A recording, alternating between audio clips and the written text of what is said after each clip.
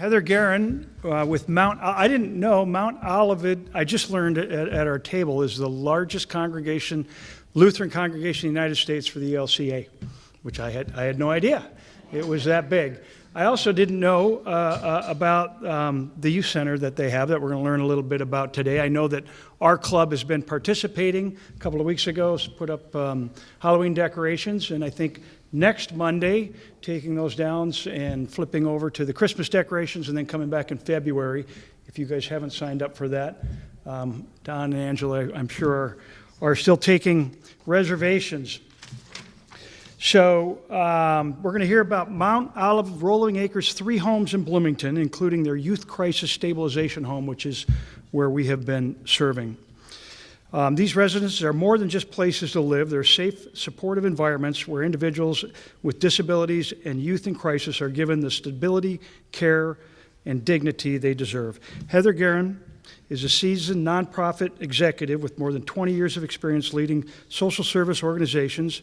In a role at Mount Olivet Rolling Acres, Heather has built a new development department whose purpose is to meet the increasing needs of the community by securing the resources that allow MORA, the acronym, to expand its services and serve more people than ever before. Her career also includes leadership roles with Evolve Family Services, Face to Faith, Haven Housing, and Cornerstone. We might have had her in the past here speaking for Cornerstone, where she built the strong donor relationships, secured transformational gifts, and advanced mission-driven growth. Heather holds a Master's of Arts in Theological Studies and a Bachelor of Arts in Social Work from Bethel University, and she lives with her husband of 26 years and twin daughters. Please welcome Heather. Okay, so let me start by asking you some questions. How many people in the Twin Cities do you think are living with a significant disability? How many numbers? Like how many people do you think in the Twin Cities are living with a significant? 1 million. A million. I love that you guys are thinking it's a high number like that. Good job. And I don't have the number right in front of me. It's in there, but yes, it is. Is it working now? Okay, awesome.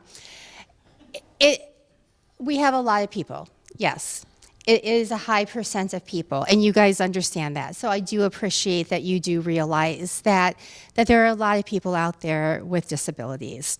And a lot of times people think, oh, a few thousand. But there's not that many organizations that are nonprofit organizations that are providing services for people with disabilities.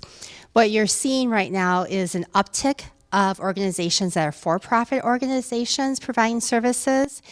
Organizations that are realizing that there's money to be made to do this work if you do a bare minimum amount of services for people.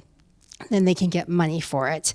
So to be a nonprofit doing this work and really trying to do very holistic services and providing everything that an individual needs, there's very few of us left because it costs a lot to really provide all the services that individuals need. And there's lots of needs out there. And so Mount Olivet Rolling Acres, our doors being knocked on constantly by our community, by the counties, by cities saying, we need you. We need you to provide more case management. We need you to open more homes. We need you to work with youth in crisis. We need you because we can trust you. We know that you are the people that are going to work with individuals with disabilities, with youth who are in crisis. You are the people who are going to give your all. You're the people that aren't going to be trying to take money and use money inappropriately because you're a nonprofit, right? And you're being held accountable. You're the people that are in it for the right reasons and are going to do everything to really try to help people get better. And so the demand is really, really high for us. And so right now we've been growing a lot. And we're recognizing, as you just read, that we can't just rely on the government funding. We need to now have a development department and start fundraising as well to continue to grow our services because we can't keep up with the demand of our community asking us for help. How long do you think we've been around? Just throw out some numbers. Mount Olivet Rolling Acres, yes, and let me do a quick clarification. We are affiliated with Mount Olivet Lutheran Church because Mount Olivet Lutheran Church, as you're going to see, help to begin Mount Olivet Rolling Acres. We're no longer the same organization. We keep our affiliation, right? So we have a connection. The pastor of Mount Olivet Lutheran Church still serves on our board, but we are a completely separate 501c3 organization. So just to give that clarification. But 25 years. Okay, good guess. Anybody else? 57 years.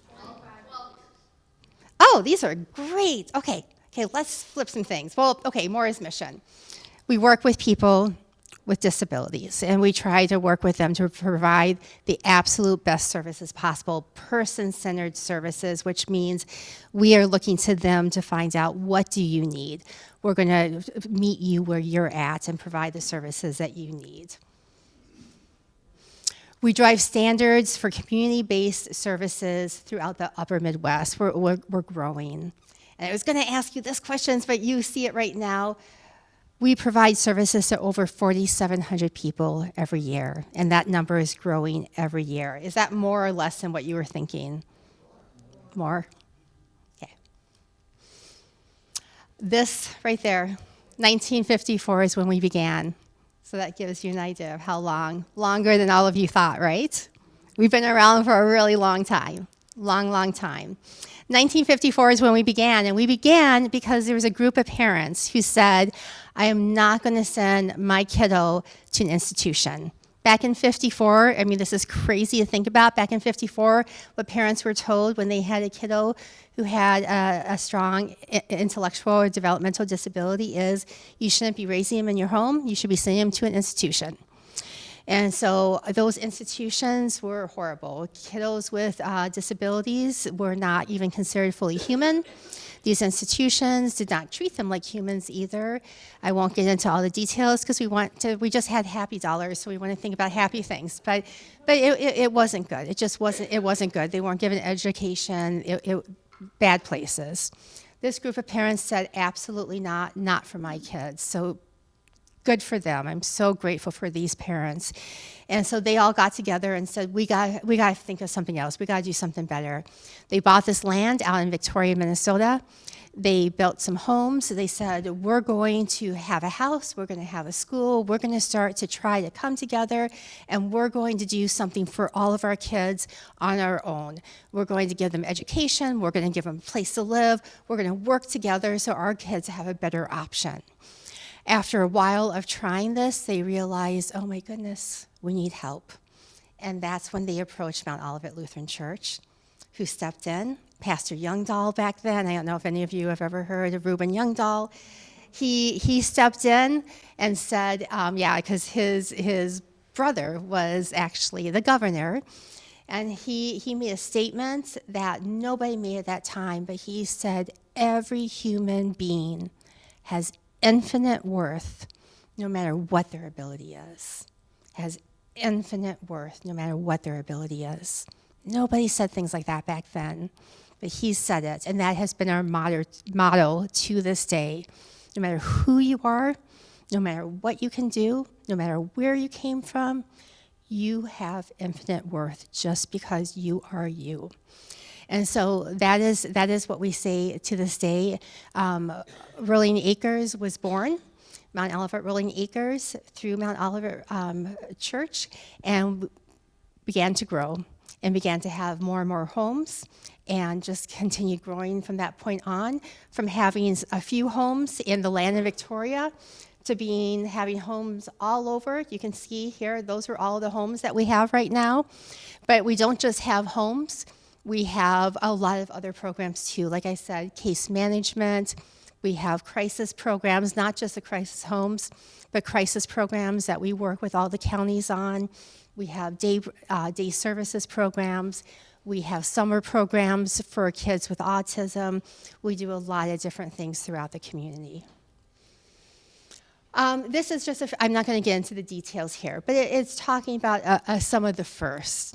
All of this is because the community was crying out that first shelter for kids, the first homes for people with severe intellectual and physical disabilities, first home for people with mental health challenges. For a long time, people didn't think people who had significant mental health needs had disabilities. Mental health was seen different than having a disability, and so people weren't given really the support that they needed when they had mental health needs.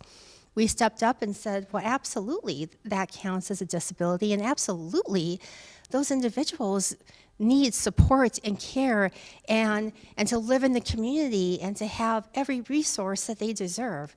So we opened a home for them as well. This gives a little bit of information about longevity. The reason this slide is here, and I'm going through quickly because I know we don't have a ton of time, but one thing I didn't mention in the beginning is if I'm on a slide and I go through fast, shout out to me and tell me not to. Raise your hand and say something because I really love conversation. I know there's going to be time at the end for questions, but I love questions at any point, and I just want to make sure everything makes sense to you. So please interrupt me. I like being interrupted, okay? Can you guys do that? Okay, thank you. The reason I have this slide here is at a lot of organizations, when people move into a residential home, they don't stay very long because those residential homes aren't meeting their needs. And guardians like mom and dad or whoever the guardian might be recognizes these needs aren't being met and I don't like how they're being cared for at this home. And so, you know, there's a lot of different stats out there that says how long people usually last at a home. It can be 2 years, it can be up to 7 years, but it's not very long usually. And this just shows right here how long people who live with us usually stay in our homes. And the reason that's important is it shows that something's going right? When people move in with us, they usually stay with us. And we love that because our homes are not just houses. They're not just places for people to be like a mini institution. Our homes are homes. And the roommates that they have, those become basically siblings. It becomes a family. And that's what we want for our residents. We want this to be a family for them.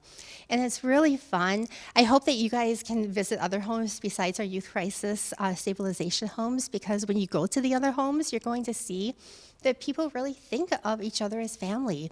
And the caregivers, we have caregivers that have been around.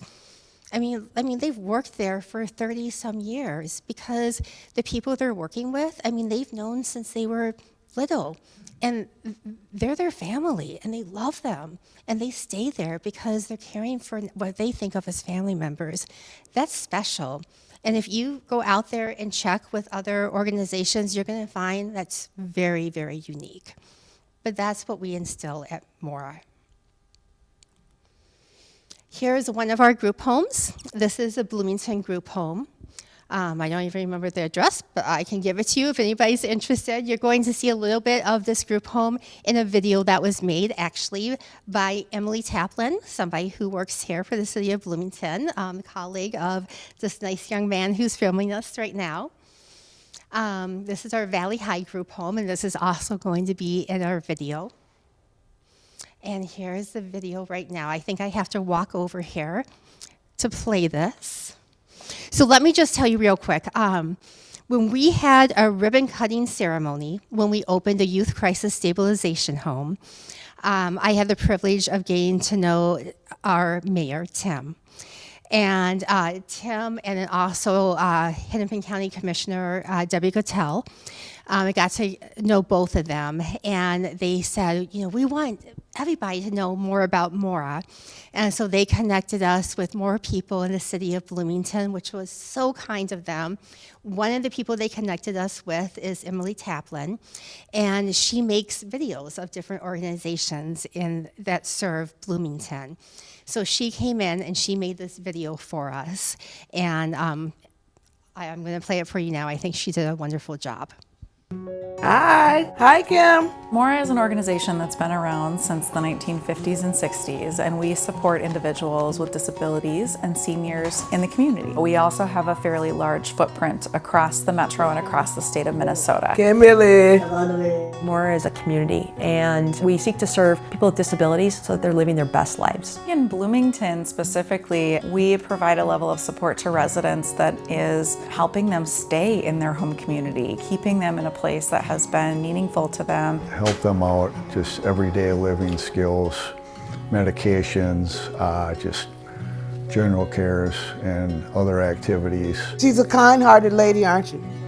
The lady red, huh? Would you like some drink? Kind of a combination of supports that we provide to residents. Some of them live in some of our residential homes. Some of them are living in their own homes or with a caregiver, and we're going into their home to provide support so that they can stay at home instead of going to some more intensive care like a nursing home or an assisted living or even a hospital. We have a crisis home also in Bloomington. That we had the ribbon cutting for in May, which were to support youth in crisis stabilization. Today we celebrate not just the opening of the building, but the opening of new possibilities. Possibilities for healing and stability and hope for young people. Our staff is so dedicated to all of our persons we work with. I mean, I can't say enough about our staff. The supervisors, the program coordinators, the medical coordinators, the DSPs, everybody puts their heart and their soul into MORA homes, and that's what really makes us work. Hi.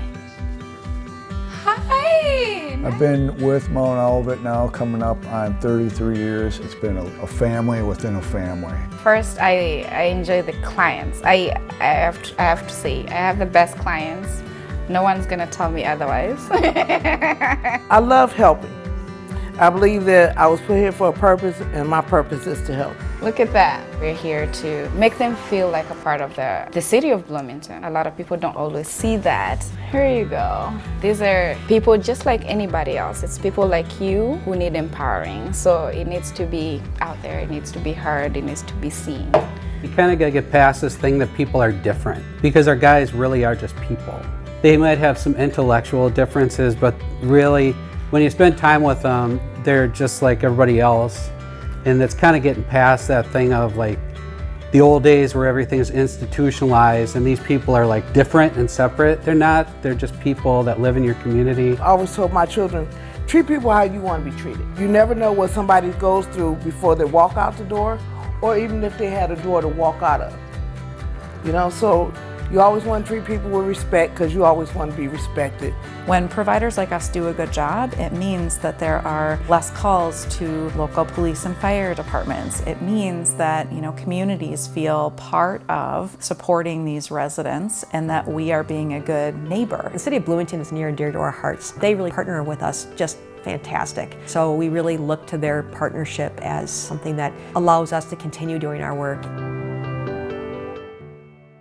Before I move into the youth crisis homes, I want to find out if you guys have any questions about the original services that we provided with people with intellectual and developmental disabilities, especially after seeing that video. Yes? Do the aides live in the home too? They do not. They don't live there, but they are there 24/7, so people have shifts. So there's somebody there at all times taking care. And in the video, especially in the Bloomington house, when you saw the two individuals that were in wheelchairs and they need Hoyer lifts to be lifted up, they are right now on hospice. And I'm allowed to say that. We can't usually speak about the conditions of the people, but they have releases that they could be on video and so forth, so I can share this. And they're aging in place. So that's another thing that's really important to us, is that we don't say that people were at one point in a lot better shape and now they're declining and they need a lot more cares and they need a lot more support, and so therefore we're going to send them off someplace else. We instead have more staff that come in. We change and modify houses so that they are now equipped to handle people with their increased needs. We train people so that, and maybe have additional medical coordinators in place, maybe assign additional nurses so people can age in place, because it's just better for them. It's healthier for them to be able to age in their home. So that's something that's really important. So there's always somebody that's there, and those two individuals are fortunately able to age in place right now.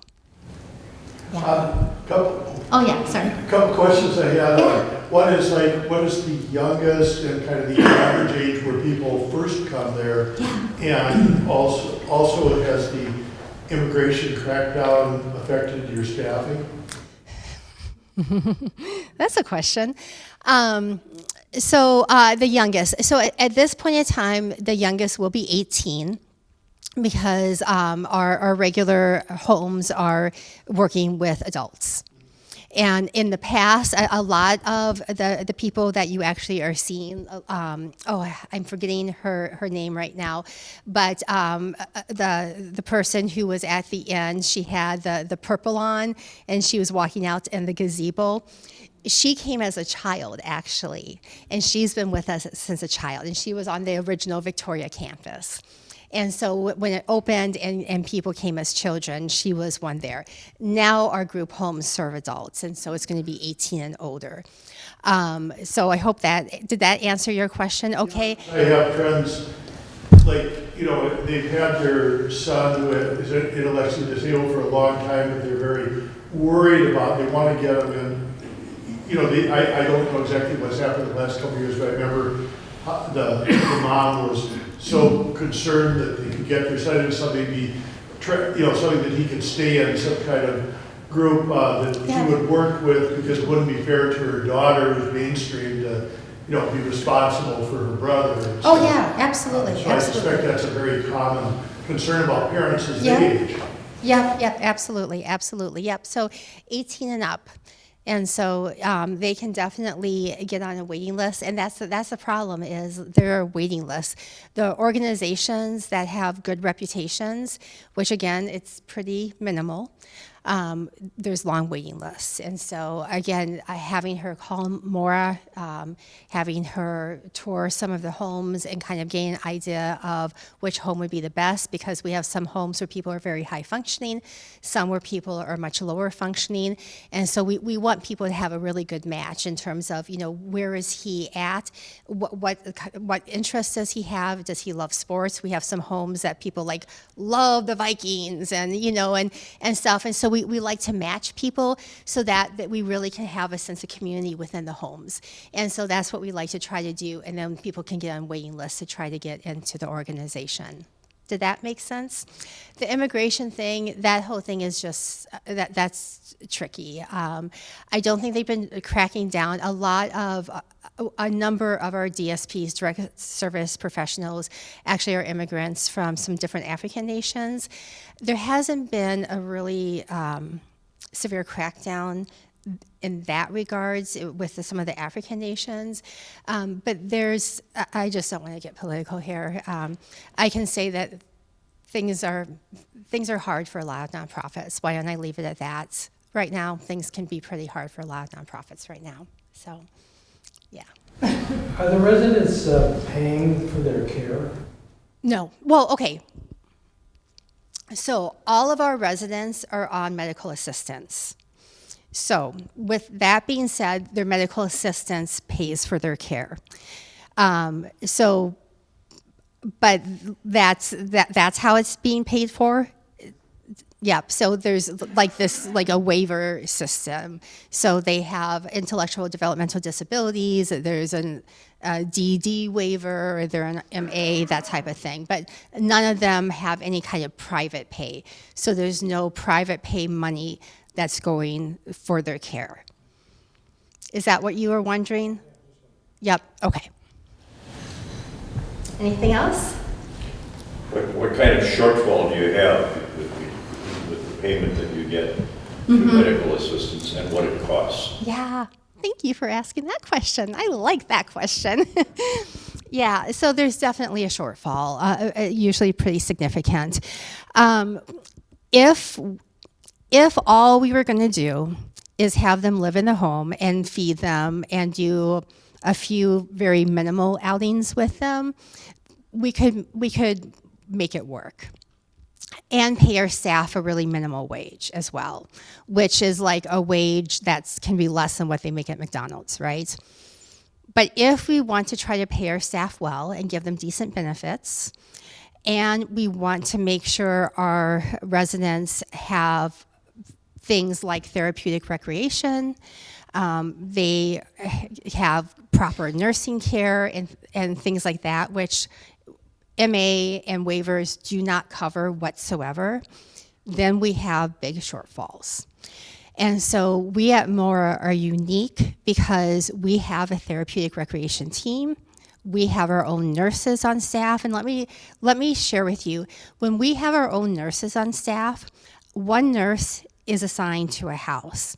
And that nurse could have a couple houses, but that means that nurse knows the residents in that house really, really well.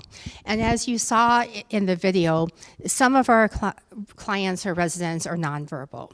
And so they're not going to be able to tell you, like, my back is hurting or something else is wrong, or I'm having really bad indigestion right now, which might be a side effect of some kind of medication or whatever it might be. They're not going to be able to tell you that. It comes out through maybe being angry, other behaviors. It comes out in other ways, right, through behavior. Well, if a medical professional doesn't know that resident, they're going to not understand what that behavior means, or they're not even going to realize that behavior has changed. When our nurse knows the resident so well, they realize, okay, Fred is behaving completely different right now. He's irritated, he's angry, he's acting maybe aggressive with some of the staff. This isn't who Fred is. Something's happening with Fred. We need to figure it out. Okay, maybe we need to do a body exam. Does Fred have an injury? Does he have a bed sore? Does Fred have something else going on? Okay, let's check Fred's medications. Do we think Fred's medications are working the way Fred's medications are supposed to? The nurse can get to the root of what's going on that nobody else would be able to because they don't know Fred, right? And so having those nurses assigned to the house make sure that our residents are really getting proper care because they can't speak for themselves. And so we go those extra miles to make sure that people are really receiving the high quality care. But then that means that we have to come up with the money, right? We have to fundraise in order to have those high quality cares in place for our residents. Did that help? That might have been a really long explanation, but okay. Okay, so the youth crisis home, you guys were just there. Thank you for decorating, and you're going to be coming back, and you're going to be doing more decorating. How many of you visited the youth crisis home? Thank you for doing that. How many of you are going to come back? Everybody raise your hand. Yay! Okay. Okay, wonderful. So our youth crisis stabilization homes, we just opened 2 new homes, and we're going to be opening 2 more in 2026. And we are looking at continuing to expand. How many of you have heard that there is a boarding epidemic happening in ERs right now? Yeah? Yep. Okay. That boarding epidemic is that there are youth that are being dropped off at hospital ERs, and they are being left there. They're not being admitted to the hospitals because they don't qualify to be admitted to the hospitals, or maybe the psychiatric wards are actually overflowing. And so they're just sitting in the hospital ERs. Maybe they're given a cot in the hallway. Maybe they're given a bed to sleep in, but they have no place to send these kids. How long do you think these kids are staying in the ERs? It's okay. Just say something. A month, you said? A week. A week. A month, a week, 3 months? 2 days. Yeah, how long can they live in people? They're not allowed to stay too long. Not allowed to stay too long in the ER? Not supposed to, are you? Not, yeah. Yeah, not supposed to, because what happens? What happens when there's like people staying super long time in the ER? What happens to that ER? Then there are longer waits for people who really, are critical. Yep, exactly. Longer waits for people who are in critical condition, and then people in critical condition can't get the care that they need, right? Mm-hmm. So kids are, on average, staying in the ERs for 3 months to 1 year. Yep. So when they're in the ER, do you think they're getting good education? Maybe 1 to 2 hours a day of some kind of virtual learning going on. Do you think they get to go outside and get some exercise? No, they don't get to go outside at all. In fact, most of the time they don't even have a window, so they don't even get to see the seasons change for a year. So let me give you a quick story about Emma. This is our Bloomington Youth Crisis Home. Let me see. Oh, I'm going to go back. Emma. Emma moved into our Bloomington Youth Crisis Home in April. Actually, nope, that's not true. We did the ribbon cutting in April, and our first resident moved in May, and she was our first resident. So it was the very beginning of May. Emma had been in the ER. Some of you guys are yawning, so I'm going to try to wrap it up. So she had been in the hospital for 5 months. Emma had come from a very, very difficult home. Lots of trauma going on in that home. And her guardians had just not been able to deal with her any longer and figured, we don't have a place. There's just not residential homes. In fact, there's been a decrease in residential beds by 130,000 over the last 5 years. When children's mental health has been skyrocketing, we are decreasing the beds in the state of Minnesota. Makes no sense. This is counties and cities are crying out for help, and we're not getting state funding and we're not getting federal funding. You can talk to the Hennepin County Commissioners, you can talk to Mayor Tim. They're going to be telling you they've been fighting for help and nothing's coming. So Emma's there. Emma's gone through a lot of trauma. Emma has been told that there's nobody who wants her. There's no place for her to go. Finally, guardians drop her off at this hospital. She's in the hospital. And day in and day out, there's nowhere for her to go. She's in a room in the ER. Some of the nurses, fortunately, kind of give her one of those basketball hoops to go over the door. So she at least has like some basketball that she can do to keep herself busy. And there's a TV that she can watch on occasion, but for the most part, she's just really bored. She's eaten every meal that there is to eat in the hospital menu like 1 million times. She gets, a couple hours of schooling a day, but it's really not proper education. She really doesn't even know what season it is. She doesn't talk to her guardians. She doesn't have opportunity to talk to any of her old friends. She doesn't know what's going to happen whenever she talks to the social worker at the hospital. There's no place open, no place for her to go. And it's like this day after day after day after day. Fast forward 5 months. She finally gets to go to Rolling Acres. For the first time at this point now, it's May. So the last time she had been outside, it had been pretty cold. She's outside and it's sunny, but she has like really, really heavy clothes. So she has no allowance for, there's no funding for her either. So we need to help her get all new clothes, like toiletries, right? She only has some stuff that the hospital sent along, to all the toiletries that a teenage girl would like to have. So these are all the types of funding items that we need to provide because we don't get any money for this kind of stuff. But Emma is so excited because she gets to be outside. And on this home, well, here's a little area to sit, but on the back side of the house, there's this patio. Do you remember the patio? You were there. Yeah, there's that patio, and there's the wood furniture and everything. So Emma is on that furniture, right? Emma does not want to go inside. Emma just wants to sit in the sun and just be in the sun. And for weeks, she's like, I just want to be outside. I just want to breathe fresh air. I just want to be away from where there's like crisis going on and machines beeping and all that stuff. I just want to be outside. And here she has her own room. She actually has a room. She can decorate the room. The room is painted. She can put some posters on the wall. It's like a real room. For dinner, like they can choose what she wants to eat. So Emma still has her guard up, but like she's finally feeling like, oh my goodness, like this is a home. So summer is going on, and Emma is saying that, you know, I'd like to actually do some activities. And so she loves boba tea. So she's going, do you guys know what boba tea is, any of you? Do you have, no?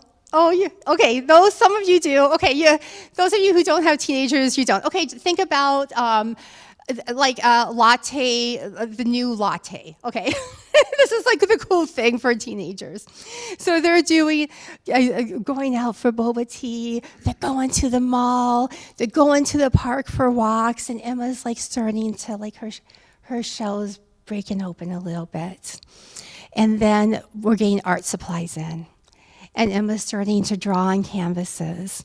And Emma's starting to express herself and starting to let her walls down more and more. And she's starting to do better. And she draws this one picture for one of our counselors there. And the picture says, "You are my hero." And she gives it to the counselor. And she's finally like starting to trust people again. And she's finally starting to stabilize. And she's finally starting to think, maybe I can have a future because I found a place where people accept me, where I can belong, where I have some kind of normalcy happening. And that's what our youth crisis homes are for. They're a place where these kids, everybody else has said no, we're not willing to take them because the kids have a lot of behaviors. I'm not sharing some of those behaviors with you right now. The kids have a lot of behaviors going on. And there's a reason that everybody else has said no. But these are kids. These are kids that have behaviors for a reason because these kids have gone through a lot. And in our homes, all of our staff go through significant, like big time training, trauma-informed training to know how to work with kiddos who've gone through a lot in their life. And the leaders of the homes all get sent to Cornell, who has a very, very specialized training that nobody else in the country does, that really teaches them to go even a step farther to work with kids who have been traumatized. And so our youth crisis stabilization homes have been super successful. We've taken some of the kids that people have thought are never going to have stability, and they've come in angry and upset and walls up and hopeless and depressed and really wanting to harm themselves. And we've seen them starting to draw pictures of saying, "You're my hero," and laughing and joyful and drinking boba tea and wanting to like see a future for themselves. And so we're really excited about this branch of service that we have now. And we're really excited about expanding this because it's desperately needed, because we have thousands, guys, thousands of kids in the ERs right now that are being boarded. Thousands of kids. Yeah. Is Medicaid reimbursing the hospitals for these kids, or how are the hospitals paying? Hospitals are losing tons of money, tons. If you read reports, you're going to see all the money that hospitals are losing. Mm-hmm. Yeah. Yeah, absolutely. We're up against the clock, but Heather will stay around if you guys have questions for her. But thank you so much for teaching us more about it. No, we're right on time. Thank you.